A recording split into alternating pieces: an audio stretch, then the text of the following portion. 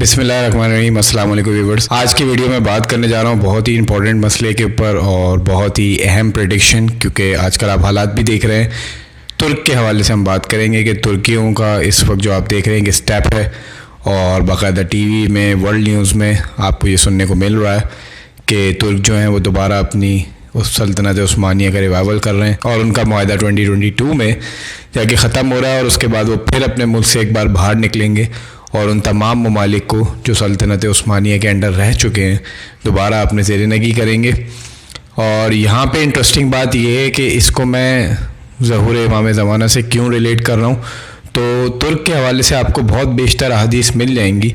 ایک تو بہت ہی مشہور حدیث جو صحیح مسلم کی حدیث ہے، جس میں یہ بیان ہوا ہے کہ ترک سے نہیں لڑنا جب تک وہ تم سے نہیں لڑ رہے۔ عرب کو رسول اللہ نے مخاطب کر کے کہا کہ اے عربوں، ترکوں سے اس وقت تک مت لڑنا کہ جب تک وہ تم سے نہیں لڑ رہے، لیکن اگر تم ان سے لڑو گے تو تم ہار جاؤ گے۔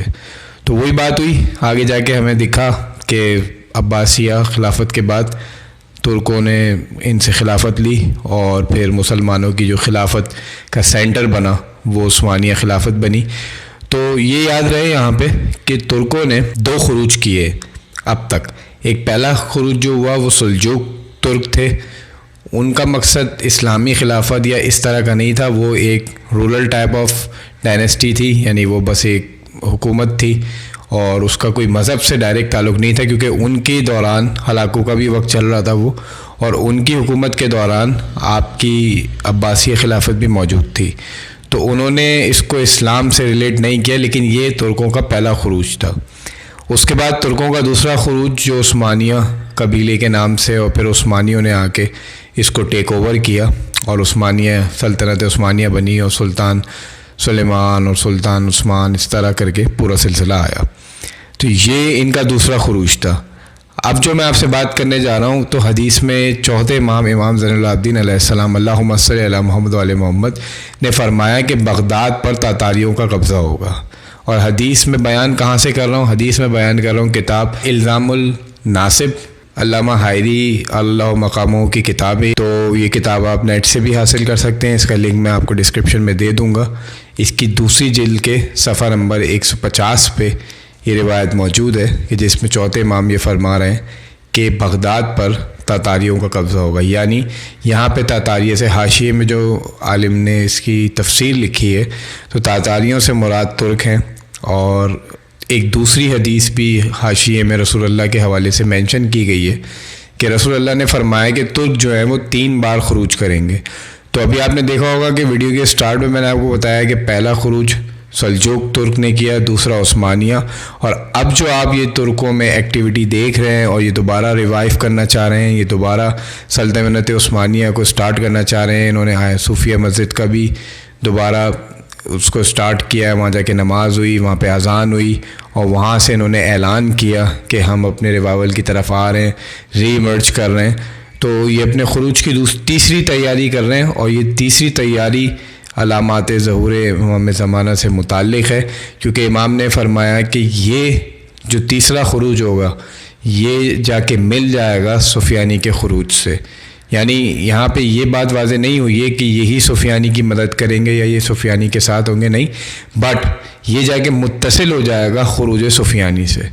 اور خروج سفیانی جو ہے وہ علامات محکم ہے، علامات حتمی ہیں، اس کو لازمی طور پہ ہونا ہے۔ تو خروج سفیانی سے جو چیز جڑتی ہے، کیونکہ علامات کو اگر آپ ڈائسیکٹ کر دیں تمام احادیث کو، تمام چیزوں کو، تو ایک چیز دوسری چیز سے جڑی ہوئی ہے۔ جیسے کہ میں نے پہلی ویڈیو میں کہا تھا کہ 3rd ورلڈ وار، تیسری جنگ عظیم سے بہت ساری علامات جڑی ہوئی ہیں۔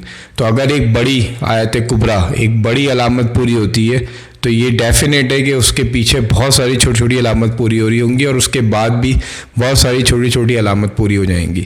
کیونکہ علامات کا تعلق اگر آپ کتابوں کا مطالعہ کریں گے ظہور امام زمانہ سے لے کے، اور پھر اس میں ایک مسئلہ اور آتا ہے کہ کچھ علامات قیامت کی علامت ہیں اور کچھ علامات ظہور کی ہیں۔ تو اگر آپ ظہور پہ بات کریں گے تو اس میں علاقائی وائز، یعنی ممالک کے حساب سے یورپ کی علامات کچھ اور ہیں، ہندوستان کی، ملتان کی، آذربائیجان کی، جس میں سے میں نے کچھ آپ سے ڈسکس کی، ابھی اور بھی بہت ہیں آذربائیجان کے حوالے سے، آرمینیا کی، شام کی، کوفے کی، نجف کی، حجاز کی، مدینہ کی، ملتان کی، ان علاقوں کی جو ہم سے قریب ہیں۔ ایران کی اور دیگر ممالک جو مشہور ممالک ہیں. اور اس کے علاوہ جو دوسری علامات ہیں جیسے جو معاشرتی علامات ہیں جس کا سوسائٹی پہ اثر پڑے گا، جیسے بدکاری عام ہو جائے گی اور یہ سب چیزیں، اس کو بھی ہم ڈسکس کریں گے کیونکہ اس میں بہت سی ایسی چیزیں ہیں جو بہت حیران کن ہیں. اور علامات کو ڈسکس کرنا ایک قسم کا عمل بالمعروف اور نہی عن المنکر ہے کہ آپ علامات سن کے اگر کوئی آدمی اس میں ملوث ہے تو وہ اپنے آپ کو روک لے کہ یہ نیگیٹو سینس میں ائمہ نے اس کا ذکر کیا ہے.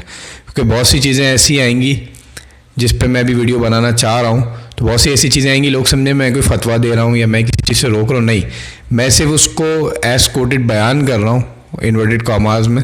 لیکن اگر کسی چیز سے وہ میچ ہوتی ہے تو وہ اب آپ کی مرضی ہے. اس میں میری طرف سے میں کوئی فتویٰ نہیں دوں گا کہ آپ اس کو چھوڑیں یا بند کریں. میرا کوئی اس میں کوئی عمل دخل نہیں ہے.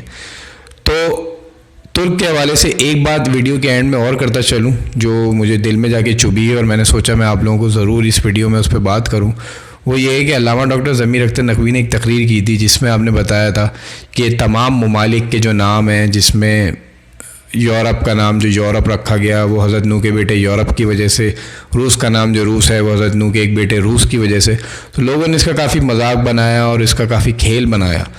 لیکن جب آپ یہ کتاب دیکھیں گے جس کا میں نے آپ کو حوالہ دیا الزام الناصب، اس کتاب میں ترک کے حوالے سے لکھا ہے کہ ترک ابن یافس ابن نوح، یعنی ترک جو تھے وہ جناب نوح کے پوتے تھے اور ان کی نسل بعد میں چل کے یہ ترک بنی جو ترکمانستان میں آباد ہوئی. اور وہاں سے اس نسل میں سے ایک شخص نے اٹھ کے یہ جو آج ماڈرن ترکی کہلاتا ہے اس کو آباد کیا اور یہ ترکی بنا. اصل میں یہ لوگ ترکمانستان سے تعلق رکھتے تھے.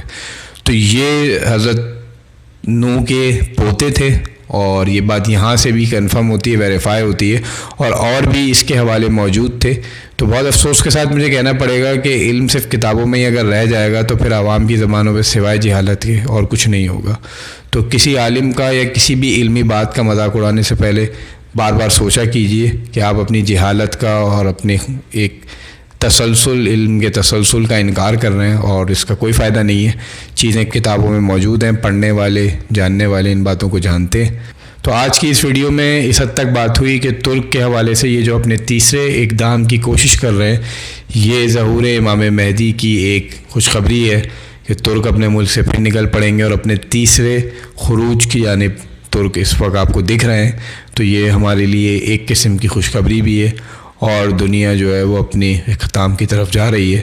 تو اسی طرح ویڈیوز کو دیکھتے رہیے. مجھے کامنٹس میں آپ لوگوں کے فیڈ بیک سے بہت خوشی ہوتی ہے اور مجھے اندازہ ہو رہا ہے کہ آپ لوگ اس ٹاپک کو کتنا دل سے اور غور سے سننا چاہتے ہیں. تو انشاءاللہ میں اسی طرح آپ کے لیے ایسی چیزیں لاتا رہوں گا اور کوشش میری یہ ہوگی کہ وہ تمام یونیک چیزیں آن بورڈ ہوں جو اس سے پہلے نہیں ہوئیں یا جو بیان نہیں کی جاتی.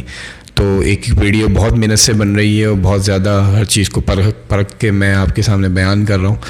تو thanks for watching this video.